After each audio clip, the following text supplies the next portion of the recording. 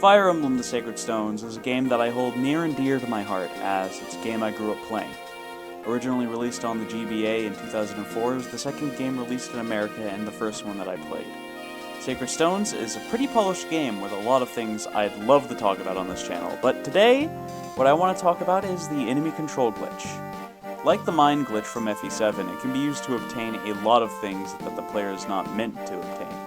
And it trivializes basically any chapter it can be performed on. But there is also a lot of funny things that you can accomplish with the glitch as well, some of which I want to cover today in this video, so let's start off with talking about how to perform the glitch in the first place. The enemy control glitch is a glitch that must be activated by shutting off your game at a precise frame. It can be performed on any action tile in the game by having an enemy attack from said tile. A few examples of action tiles in Fire Emblem 8 are tiles where torch staffs were used, the top left corner of any map that has a tile change, the fire tiles in Chapter 17, or even a snag. However, admittedly, I've never been able to get the snag method to work for myself. I'm probably doing something wrong there, but, who knows. What you want to do is shut off the game console right about here, right when the enemy turns gray. If done right, when you turn on the console and reload your save, the enemy will have turned gray and the cursor will come back, allowing you to control the enemy for a single turn. Now, you have full control of the enemy units, and while you have control, you can do basically anything with the enemies, from attacking your units, to trading with other enemies, to tossing their items, or even rescuing, although rescuing can be a little bit buggy and I don't recommend doing it. But if you don't want to toss their weapons, you can simply use the glitch to funnel all of the items into the convoy of your Lord character, either Erica or Ephraim. This can be a little complicated, but it's usually worthwhile to do so. All you have to do is move the enemy unit next to Erica or Ephraim, and choose the supply option, and then, empty the entire inventory into their convoy.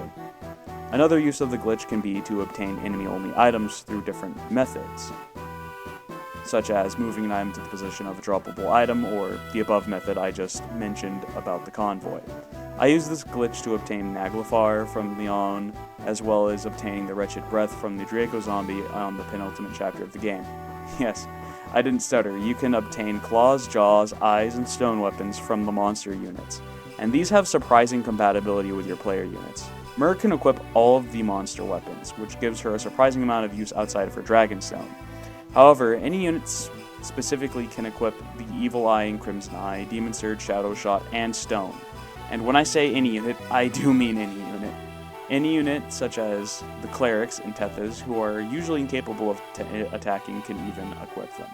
This can be incredibly fun to play with, although make sure you turn off animations if you do play around with this glitch, because some units like Tethys will completely crash the game if you enter battle with animations on.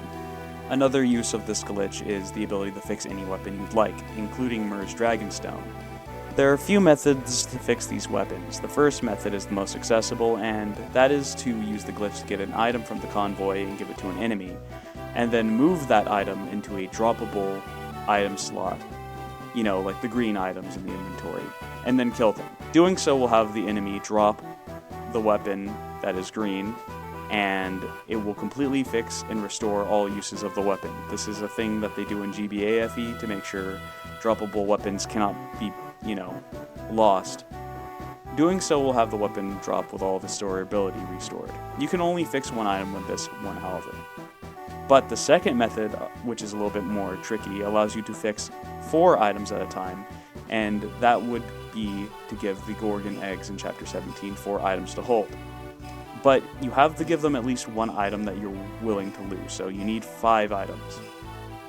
But what you do is that you give it a dummy item, since that item will be destroyed upon the egg hatching, and after that, all you gotta do is wait for the egg to hatch, and then ferry it back into the convoy.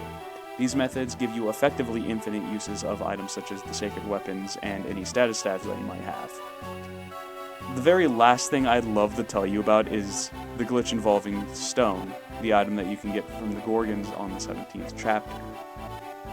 So, like the rest of the magic monster items in the game, any unit can equip and use Stone. However, unlike the other magic monster weapons, stone actually gives any user that uses it dark magic rank, which gives them access to dark magic. This is regardless of their class, as swordsmasters or berserkers could be given it, granting them the ability to use any of it. Although it should be noted that it will turn any unit who uses it into a magic unit who uses a magic stat instead of a strength stat, making any of your physical attackers into magical attackers. I use it to turn Mur into a unit who attacks with magic instead of with physical damage for the fun of it. But the best use of this by far has to be giving a bishop the ability to use dark magic, as it has its damage tripled due to the Slayer bonus that all bishops have, meaning that the already strong dark magic has its might tripled. This already would be amazing, making tomes like Flux deal around 36 damage to monster units. However, this interaction with Slayer also makes tomes like Gleipnir and Naglfar deal effective damage. This is something they can't normally do, and because unlike other sacred weapons, they don't have the ×2 modifier that they have instead, dealing ×3, so to put that lightly, instead of dealing the 46 damage it would have dealt if it had the ×2 sacred weapon modifier, Gleipnir deals ×3 damage with 69 base might, that's real, and 75 base might for Naglfar, making any bishop into a tactical nuke against any monster unit, which, might I remind you, in the end game, that is all you'll be fighting, especially if you're doing creature campaign. These combos are what makes Sacred Stone's creature campaign a lot more fun to play. Being able to fix sacred weapons and the infinite creature campaign makes it a lot more engaging to play, and the fun combos with Slayer units just increases the amount of replayability, in my opinion. Anyways, that's all I wanted to say about this. I'm Snake Solid, and if you enjoyed this video, go and play Fire Emblem 8. Plus Creature Campaign. See ya!